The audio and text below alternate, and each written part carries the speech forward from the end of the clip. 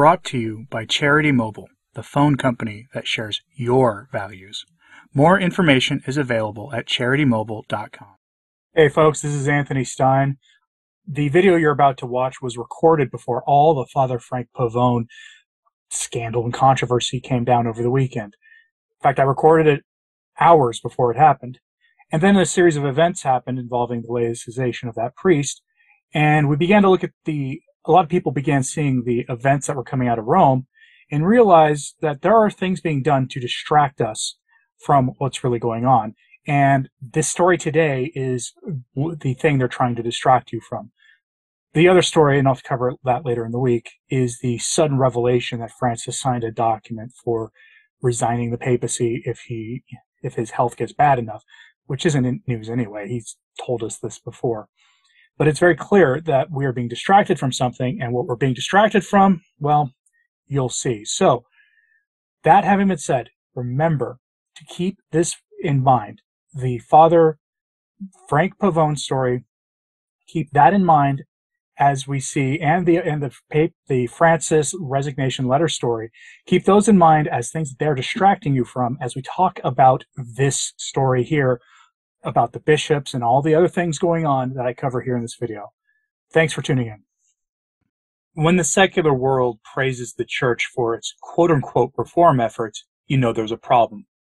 Part of any reform is getting the problem personnel out of their positions of authority and replacing them with personnel who reflect the values and direction that the new bosses want for the organization. Take a look at Twitter as an example. It's as true for the Catholic Church as it is for anywhere else, really, in fact. A major American secular publication is now praising the Catholic Church for its liberalizing reforms that had been spurred on by the Ted McCarrick problems in the church in the past few decades, while the reality is something darker. Men associated with hiding those problems from the general public get promoted by their brother bishops, while Francis appoints men to the most critical offices in Rome who will make things worse on a doctrinal and theological level, and that will feed into the Ted McCarrick problem itself. Case in point, Francis just appointed one of the brightest stars of the young modernist bishops to a critical office in Rome, one that had been held by Benedict XVI as Ratzinger beforehand. This move signals that the man will be made a cardinal soon and will be, by extension, eligible to be pope. From Orate Caeli, we get this headline: a Christmas surprise. Francis to name uber-modernist German bishop as prefect for the doctrine of the faith. He's a German bishop too. What else does that signal? The story comes originally from Mason Latino, an Italian-language news site that I often cite for reports here.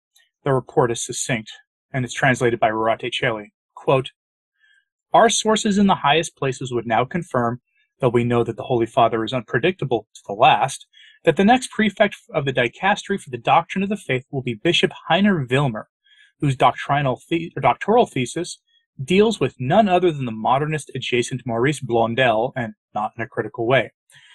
Current Bishop of Hildesheim, replacing current prefect Cardinal Luis Francisco Ladaria Ferrer in Propagatio since July 1st, 2022.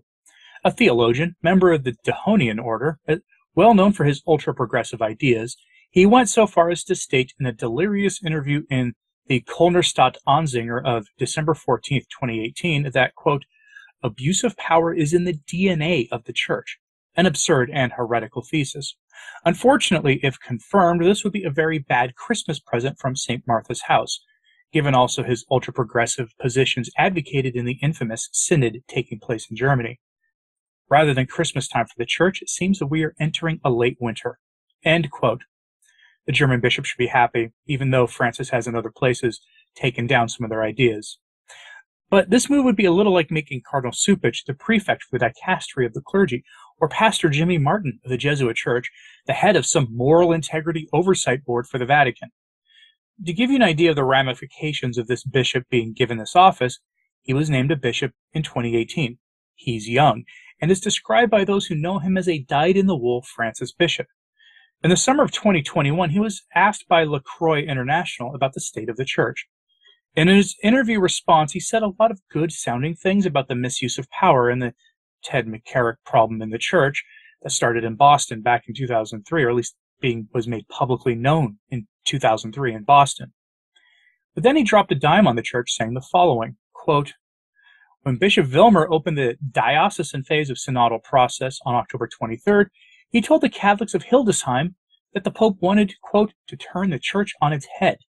The bishop went on to insist that the distribution of power within the church must change. There must be an end to above and below in the usual clerical manner, Vilmer emphasized.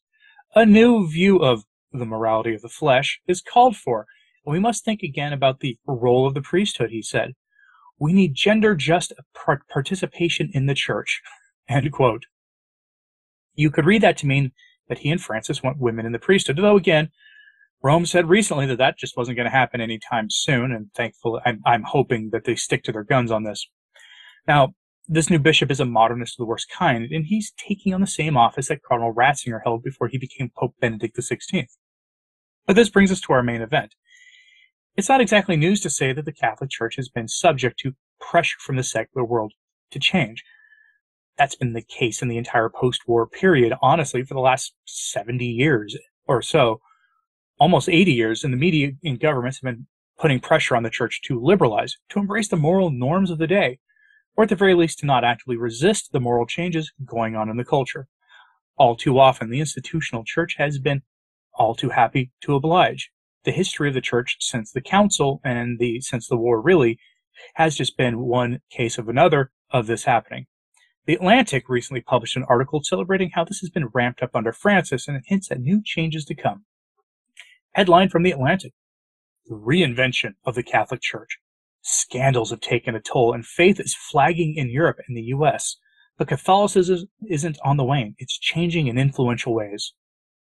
Changing in influential ways is a red flag, of course. When influential secular outlets celebrate the changes in the Church, things have obviously gone awry. The article opens, though, by painting a picture of a Catholic wedding involving a high-profile Catholic politician who had been married and divorced numerous times over in the UK, all without sanction from the Church. This is characterized as progress for the same Church that famously had not tolerated such things in the very recent past. That story is, of course, contrasted to the evidence that across the West, mass attendance and use of the sacraments are in free fall, as many public Catholics are out of step with the public. They cite the highest judicial body in the United States as one example of this. By public Catholics, they pretty much say, in fact, any high-profile traditionalists, as if those of us holding to the old faith are the ones pushing people out of the Church. It's not us doing that, folks. Guarantee it. Regardless, that is all followed by this. Quote, together these episodes point to an incongruous recent development. The Catholic Church's assertive presence in public life, even as Catholic faith and practice recede in families, schools, and neighborhoods in America and across Europe. As John T. McGreevy observes in Catholicism, a global history from the French Revolution to Pope Francis, signs that the Church has lost vitality are abundant. Europe has seen parish closures, shrinking numbers of priests, dwindling attendance at weekly Mass, and steady departures from the faith. In the U.S., more than a third of people raised Catholic, quote, no longer identify as such. The clerical Ted abuse scandals have ravaged the Church's credibility, cost it billions of dollars, and put some of its leaders under criminal investigation. At the same time, a rich variety of evidence suggests that Catholicism isn't on the wane, it's just changing. In recent decades, the Pope, first John Paul II, then Benedict, and now Francis, has become a ubiquitous global figure, made so through jet travel, mass media, and a cultus of personality. The view of human dignity, framed in the 1930s by Catholic philosopher Jacques Maritain, and enshrined in a United Nations Declaration in 1948, has become a benchmark for international law and human rights efforts. Africa, once seen as, quote, pagan missionary territory, is now home to a sixth of the world's Catholics, 230 million people, and high birth rates and high rates of adult conversion, McGreevy writes, mean that the African influence within the global Church will continue to grow. In the U.S., the recent arch-Catholic remaking of the High Court is likely to shape public policy for decades. End quote. Almost like contrasting views here, painting a picture of a Church internally divided. Now, that article does go on to describe, and accurately, unfortunately, as Vatican II being the culmination of nearly 2 centuries of geopolitical events that pressured the Church to embrace modernity and to soften its teachings on numerous topics. Throughout it is an expectation that we've only just begun to see modernization of the church under Francis, and that's unfortunately also an accurate assessment if there ever was one. Francis isn't leaving the papacy anytime soon, folks. He's going to be here for a while. The only mistake the article makes is in thinking that the bishops in Rome are concerned about their credibility in America or anywhere else. The bishops in America just named one of the worst bishops involved in sweeping Ted McCarrick-type problems under the rug to a position of key authority in Rome on the issue of making sure the priests in the church were safe. Yeah, credibility isn't something they're all that concerned about, folks. That's just the sad state. That's just the sad fact in our time. ComplicitClergy.com gives us this story where Bishop Barry Nestout made a priest with some pretty nasty allegations against him a public pastor without telling his new congregation about his past problems. That bishop is now in charge of making sure the clergy are good in America. The article was written by George Newmeyer, and it illustrates perfectly how, in many ways, the bishops haven't learned a thing from the recent Ted McCarrick mess. They really haven't, folks. Most of these reforms are just for show. The priest that the article focuses on was caught engaged in James Martin activities in a public park by law enforcement with another adult male. He was convicted of indecent activities by a judge, then had his record cleared a few months later for good behavior. Then the priest got moved around a few times by the bishop and then promoted. From that article, quote, in subsequent years, Father Ball, the priest in question, amazingly enough on the diocese, serves now on the diocese's canon law tribunal. I asked a priest who was a canon lawyer if it's kosher for a priest guilty of public offenses of the flesh to serve in such a capacity. No, that's wrong, he said, but such service is, quote, up to the bishop. Bishop Nestout, who served as confidential secretary to the notorious monster Theodore McCarrick during a stint in Washington, D.C., Nestout also lived with McCarrick during the period, clearly didn't mind. Indeed, Nestout thought so highly of Father Ball that he made him pastor of St. Augustine Parish in 2018, a position in which he remains to this day. A priest commented to me that his colleagues find it very, quote, strange that the bishops would select Nestout to lead their, quote, protection committee, given his close association with a figure like McCarrick. Yeah, the priests in that diocese are aware that this is a problem, but the brother bishops don't seem to care. Anyway, continuing. But now that perception is likely to grow more intense in light of Nestout's promotion and protection of Father Wayne Ball. When I asked Ball to give me details on the age of the man in the car with him in 2003 and other related matters, he hung up on me. End quote. This story is only surprising if you're not aware that all the changes made to prevent future Ted McCarrick from happening again in the church are frankly superficial. They refuse to deal with the core problem. They're simply meant to keep the laity placated and create the illusion that their institutional forces in the church care at all about the issue, when in the reality the problem is a modernist understanding of morality and the presence of a high number of men of the James Martin persuasion in the clergy. Rome flat out refuses to do anything about that, for pretty obvious reasons, I think, at this point, and the U.S. Conference of Catholic Bishops signaled that they were unwilling to do anything about it either. So while the world crows that the Vatican is reforming the church in keeping with their values as a consequence of the 2003 scandals and Vatican II, in reality, all this stuff we see is just more modernism being foisted upon the church. The powers that be in Rome don't care about the laity in any real, meaningful way. So now I have to ask you, are these promotions of modernists and monsters all that surprising to you? Should we be concerned that a bishop is being named to the Congregation for the Doctrine of the Faith who is a young hyper-modernist?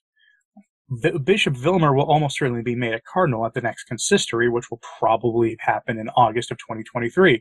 Nothing's been formally announced yet, but don't be surprised if in the next few months I bring you news of another consistory. Now, what about the case of that priest, Father Wayne Ball, and Bishop Nestout? Does that surprise you that a bishop tied directly to Ted McCarrick would be given the promotion he got? Let me know in the comments, please, what you thought of all this. And like and subscribe if you haven't. It really does help. Sharing this on social media helps a lot as well. As always, pray for the church. I'm Anthony Stine. Ave Maria.